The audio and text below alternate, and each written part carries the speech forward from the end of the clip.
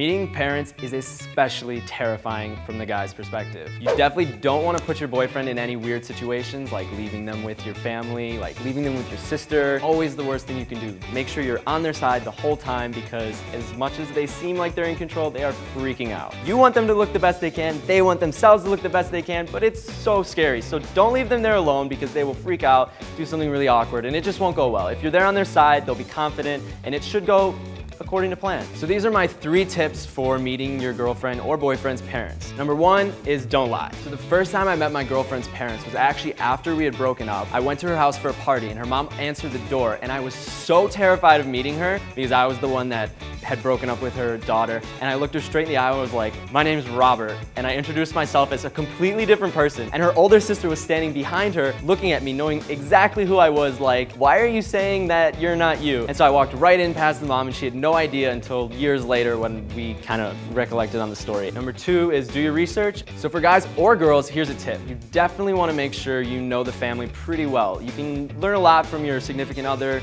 through conversation, but let me tell you why you need to know the family. Because one time when I was meeting my girlfriend's father, he's a doctor, but I didn't know at the time, so I introduced myself to him and I said, "Hello, mister."